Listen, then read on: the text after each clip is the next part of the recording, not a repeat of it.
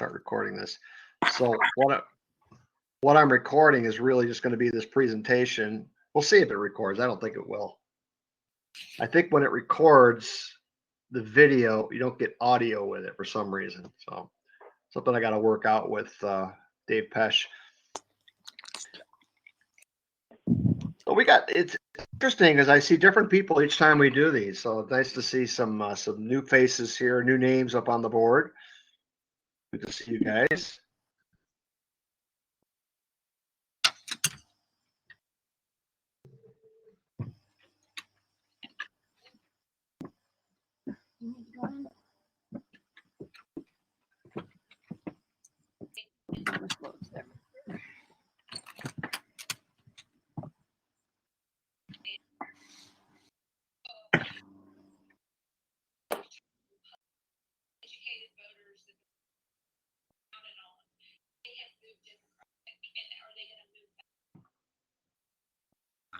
All right, well, I'm going to get started.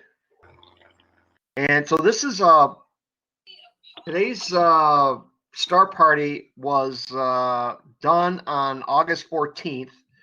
That was a Friday up at the Dome. And I was showing Ted Lechman and Ken Kressler how I did what I did up at the Dome, how to use the C14, how to open up the building, close it down, all that kind of stuff. And then how to use it in Hyperstar mode, which it's still in now, but it will shortly be moved from Hyperstar. But first, before I get started, I got to thank Dave Pesch and his company for donating the service. This is nice to have this where we can gather and have as long as we want and as many people as we want. So thank you to Dave Pesch. I'm not going to mute anybody unless your microphone gets hot or noisy or something in the background, in which case I'll mute you. You can always unmute yourself. Just go to yourself and then click the microphone on the left or down below in the middle. If you follow my dot here, right down below that dot is a microphone. So you can turn yourself on and off as well. But if your microphone gets noisy, I'll mute you. You can always chat if you don't want to talk out loud, or if I'm in the middle of something and you want to just say it. But if you chat, I'll try to glance over the chat to see what's going on there. And I encourage you to ask questions. If you have questions as we go, I can actually pause the video while we're going. If it's going to take a while to answer a question, if there's something specific we want to look at. And if you have a headset, it's always best to use that when we do this because it's easier to hear and you get less background noise and that kind of stuff. All right. So I'll be doing the narration. You might hear a commentary here and there from Ted and or Ken. I did all the telescope troubleshooting this time, and I did the dark sky object selection and commentary.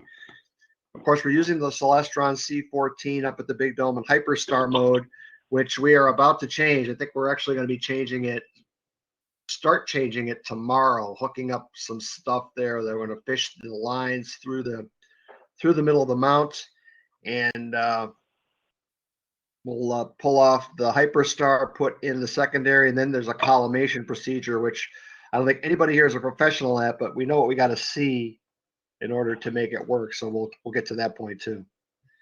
And then, of course, the software I use is to find the objects and to steer the scope. I'm using Sky 10 to capture the images. I'm using a software that came with our ZWO camera, ASI capture. I'm using OBS Studio to record both video and audio, and then VideoPad Recorder to take all those little short videos, combine them, and clean it up a bit. And then you'll see that I did take a photo this time, and I used Photoshop to develop it. I want to show you that. We'll show you that at the end of what I did with a photo. So here we go. Oh wait, one more thing is that our next meeting is Friday, September 11th, not the 4th. That's Labor Day week, and we try to stay away from that week because people like to do the family stuff. So our next meeting is on the 11th, and our future presentation is by John Callas of the Jet Propulsion Laboratory out of California. And what's nice about this is that he's a compatriot of Eric Mamajek, and Eric gave us a number of names of people that we might be able to have talk for us. And so, here's a guy that we probably would not be able to have at a meeting, but we can get him virtually. So I'm looking forward to this talk. It's going to be pretty interesting on the 11th. All right, so theme for tonight is two big guys in the sky. So the two big guys are Hercules and Ophiucus. And so in my copy of Sky Safari, I captured a picture of Hercules. I put my Telrad right on the Hercules cluster. And this is Hercules in our sky. And you can see a couple objects there, M92, M13. And you notice Hercules is kneeling. So I found that interesting, and I wanted to find out what that was all about. And so what I found out was Hercules is actually named after the Greek hero. Hercules is the Roman guy, the Greek hero Hercules, and he's probably the greatest hero that ever existed in Greek mythology. And it's been a constellation all the way back to Ptolemy in one of his 48 constellations. But what's interesting is this constellation has no stars brighter than apparent magnitude of 2.5. So there's nothing really, really bright in there, although it's pretty easy to spot some of the stuff that's in there. The brightest star in Hercules is Ras Al-Gethi, which is it's an Arabic name which means the kneeler's head. So if you look at Hercules, at the traditional trapezoid figure there, the head is actually down and the legs are up. So Ras Al-Gethi is the head of the kneeler, and that's about 382 light years from Earth. Nothing. It's only about magnitude 2.5. It's not a real bright star, but that is the brightest star in Hercules. So Alpha Hercules is that star, and it's really pretty far away from where we traditionally look for Hercules. So the kneeling man is what it was known by way back when, back in the go back into the Ptolemy days. They've known it as the geniculator. In other words, genuflecting on his knee, and it's a very ancient constellation. In fact, the writer Aratus said of it, no one can clearly speak, nor to what toil he is attached, but simply kneeler they call him, laboring on his knees. So it's interesting that they call him the kneeler, because let me see if I can get my get this spread out here. Because Hercules did 12 labors, if you recall, part of the story of Hercules, and supposedly he is in this,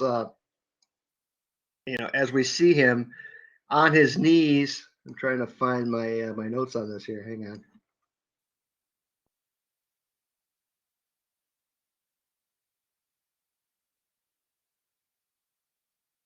Not cooperating with me. Hang on.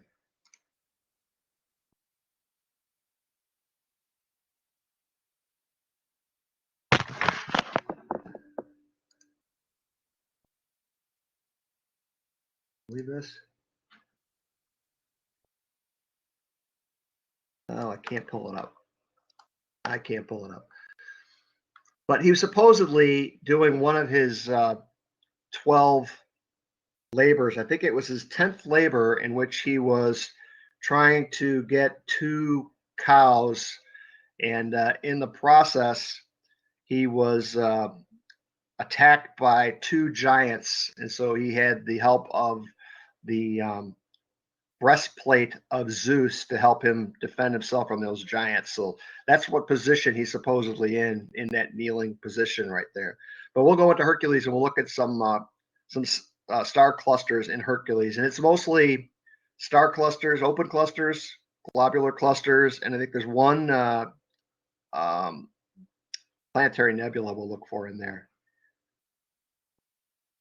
So on to Ophiucus. So here's Ophiucus from the same program, the 13th, if you will, zodiacal constellation. It is one of the 13 that crosses the ecliptic, and I think the only reason that the astrological group doesn't include it is because there's 12 months in the year. Each of the months takes 30 degrees of the sky. This would have been an odd one to pull into this. And really, it's his foot. If you look at that image, that green line represents the equator in the sky, and really, it's just his foot that crosses the equator and puts him in that part of the sky. But if we look at the stars here, here's the stars. Ophiuchus is in the middle. On the left is Serpens cauda. Cauda is Latin for tail. And on the right is Serpens caput with a little triangle on top. Caput is the head of the serpent. So he's the serpent holder with a serpent across from him. And so it does take up an awful lot of the sky. And in Ophiuchus is a lot of open clusters and some globular clusters as well. In another star party, we explored a lot of this stuff down here, all the nebula that are down here, the Eagle Nebula, the Swan Nebula, the Trifid. We did a lot of those in a previous one. So we're not going to do those tonight. We'll try to concentrate more on what's in Ophiuchus.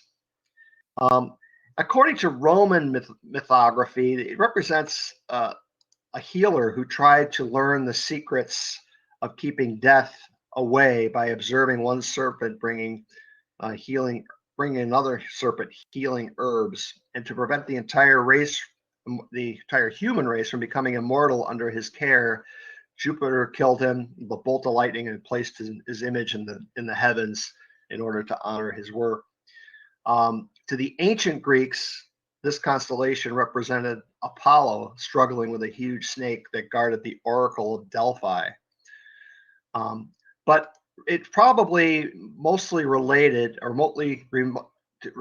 to the Babylonian constellation representing Nera, a serpent god who sometimes was depicted with his upper half being human and his legs were serpents. So kind of interesting. This many civilizations all thought that it was serpent related. You see these objects in the sky and you wonder how they get there. One of the interesting things about this is that the lower part of Ophiuchus, and I'll kind of put a dot on top of it, this is Rho Ophiuchi, and there's a whole complex down here of just some beautiful clouds, dust, different kinds of nebula. And thanks to Nick Lamandola, this won't do it much justice, but if you go to Nick sent this out a while back. Here's Nick's capture of the Rho Ophiuchi complex. This is Rho Ophiuchi up here. This down here is Antares. This is part of Scorpio. Here's M4. And this is that line of stars in Scorpius where Antares is the heart of it. And you see all kinds of beautiful. There's Reflection Nebula up here. There's Emission Nebula over here. There's a beautiful yellow nebula here. And I don't even know what that is. Nick, do you have any information on what that actually is? That yellow? Is that just reflective of Antares? I don't really know, Mark. But there are nice dark dust lanes there too that are obviously. Yes, it's a beautiful dust lanes, and you did a nice job of capturing them. It's amazing how the stars just wink out, and you get this beautiful dust lanes in there. But that is a gorgeous image that you took, and I wanted to share that with, as long as we were looking at Ophiuchus. Oh, thanks. Cool. All right, so with that, let me take you to the video of. Let me see how we're gonna do this. If I could do this, I'm gonna try this way first. If you don't get sound, then I'm gonna have to go to the YouTube video.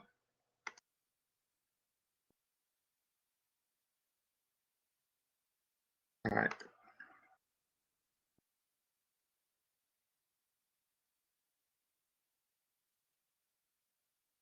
So there's not going to be sound early on.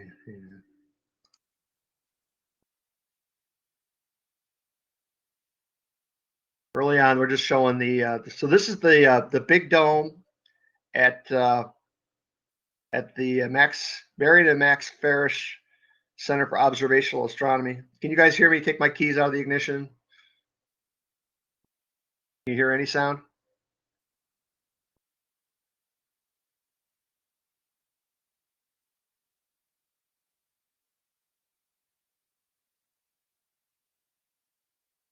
Don't hear anything. There's no sound yet, really. There's just me opening the door and closing the door. Let me, I'll tell you when we should start hearing some sound. Walk up to the dome. I filmed this earlier on. I figured it would make sense to show where we're doing this from. So I did clip this a bit because it takes a couple minutes to get set up. So I went inside, turned on the switches for the to power the dome and the rest of the lights inside. Of course, I went to go flip the switch for the inside light, and I hit the outside light. There it is. And I cut a bunch of time out of this and had the dome already opening. Cool. So in that dome is a Celestron C14 Edge. We've removed the secondary from the Schmidt-Cassegrain scope and put in a Hyperstar unit, which focuses light instead of the F11 that you would get at the rear of the scope to F1.9 at the front of the scope. So I took everything off, and what you're not going to see me do, you'll see me wave at you real quick. But what you're not going to see me do is I'm going to take the camera, mount that on there, hook all the wires up to it, go downstairs, make sure I got a connection, and we come to this. Now, can you hear anything now?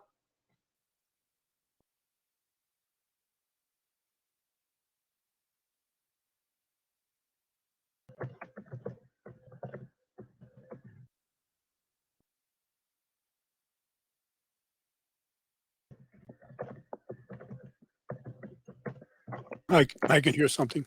Hear some rumbles.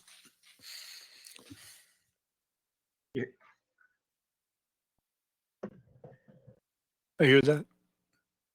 You hearing me talking? Yep. No. Oh, not on that. On the.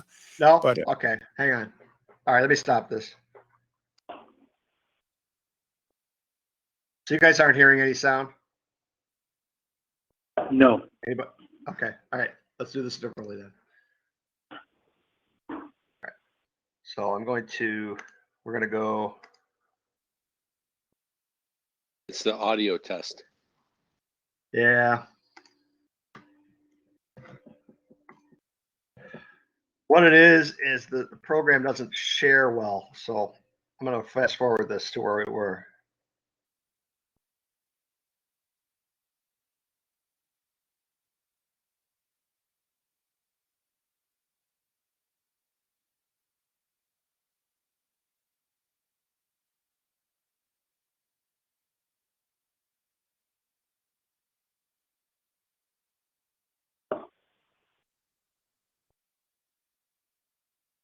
All right, so we should shortly hear me.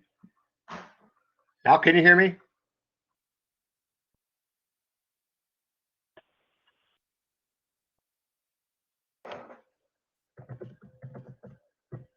Yeah, over the headphones. Okay, good.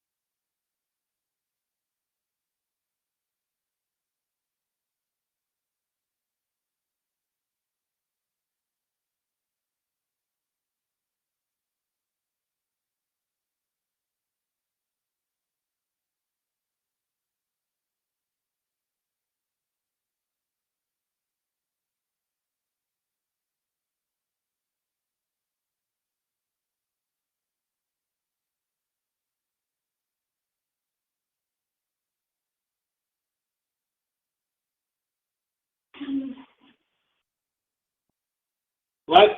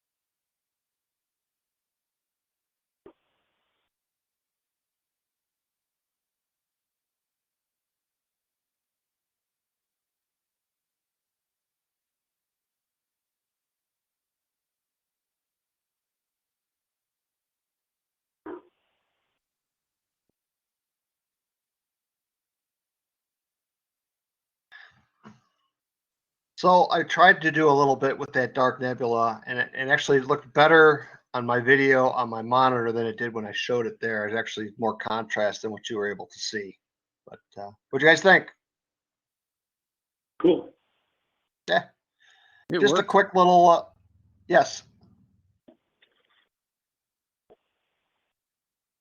I'm sorry, Roger. I didn't hear what you said. I just said it worked. It was great. Yeah, good. This was a quick recording. I probably could have recorded us doing the actual focusing, and as I typed in earlier, I wish I figured out that we needed to focus sooner than I did. But that's it's a learning curve. It's all new for me to try to do this virtually, so it was fun. Hey, Steve. Hi, Mark. I guess I'm joining at the very end. Nice to see that you're Yes. on. Well, what I'll do is I'll send the link out to the recording of this.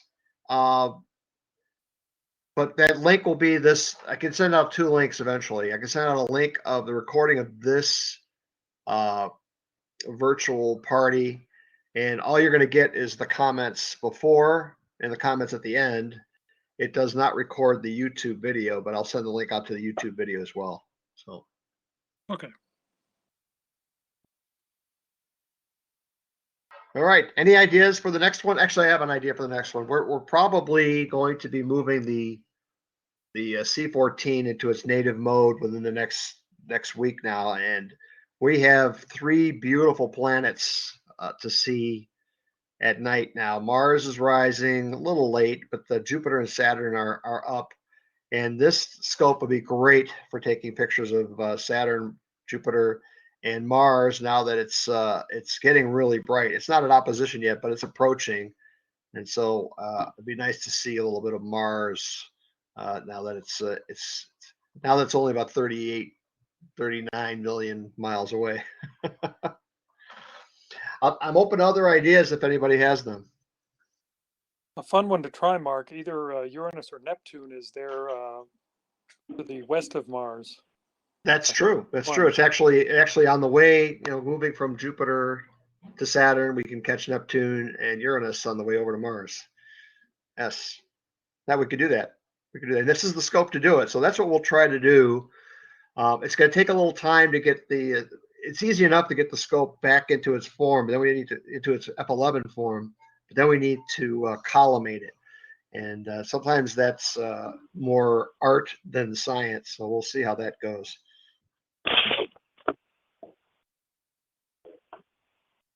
So if you want to chat, I'll welcome you to put your camera on now if you'd like. That way we don't need the bandwidth. We don't have to worry about bandwidth.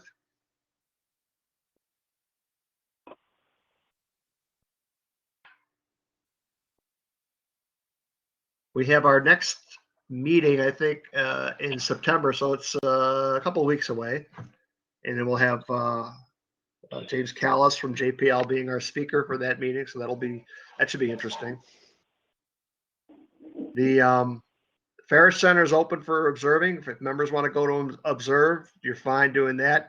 We're going to continue to have regular member observing nights. We'll use the same rules that we've used for the last 2 meetings. We've had one in July, and we had a Perseid meteor shower. Not a meeting, but a gathering.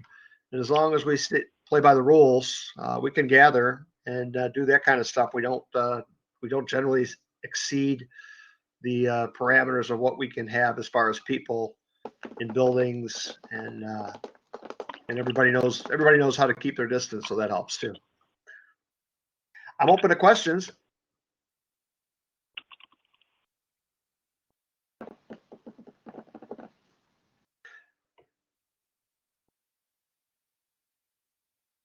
Nobody wants to leave. We're having too much fun here. It's astronomy. It's virtual astronomy. I'm glad we're able to do something at least virtually, because it's tough when we're such a social group that we don't get to meet other than virtually. Roger, your skies look nice.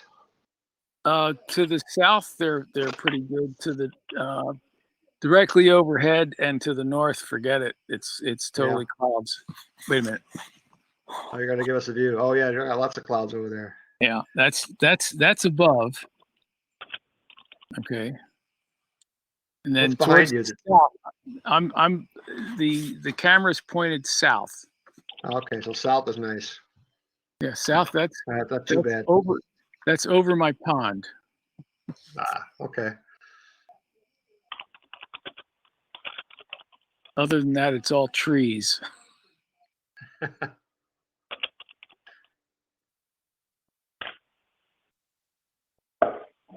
Here in Right. Livingston County, it's practically clear.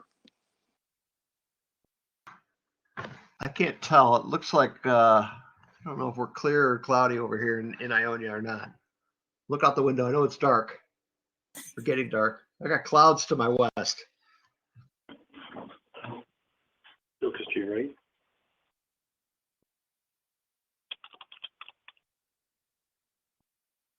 So has anybody done any observing lately? How about James? Have you done any imaging? I'll have to type it to him. I don't know if he can hear anything.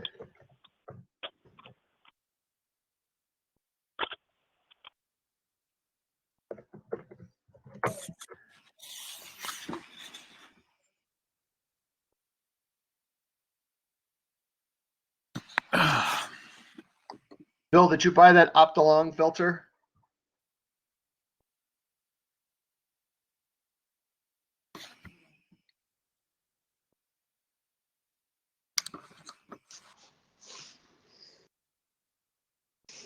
Bill Schlein, did you buy that Optolong filter?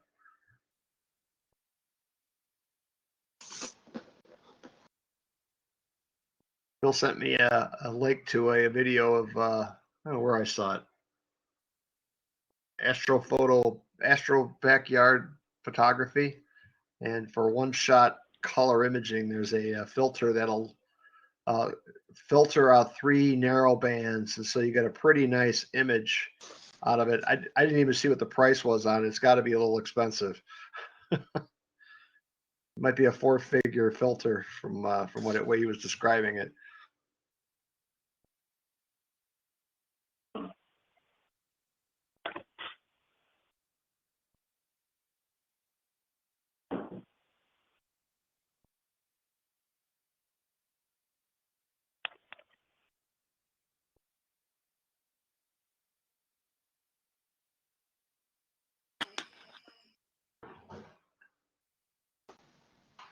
Optolong Extreme, I think it's what it was. I don't know. I don't remember what the cost was on it though. I didn't look it up. It looked pretty cool. Anyway, well, that's all I got for this evening. If I'm going to be the only one talking, I'm going to hang up. So I can hear myself talk all the time. Yeah, you're the only one talking. I'm not I talking now. guess so. No, you're not talking now. I'm not talking now. But I appreciate everybody coming. It looks like we had about 14, 15 people. So hope you enjoyed the Star Party. This was a quick one, a big, basically 45 minutes or so. I'm thinking the next one could be a little bit longer. And certainly if we're doing we're going to be doing planets, we're going to take some long images. Hopefully we get some nice images. We might have to do some stacking as well. So we'll see where that goes. But I can compress it into this format to whatever we need to do instead of doing it live. So thanks everyone for coming. Good to Thanks see for some putting of it these together. people here. Oh, you're welcome. Welcome anytime. And I'll let you guys know when the next one is. I'll send a link out to this. I can send a link out to this YouTube video right away, but the recorded version of what we're doing right now, I don't know when I'll get that. Probably a couple of days. So I'll send that out then. Thanks everyone for coming. Have a great evening. Thanks a lot. Yeah, Mark.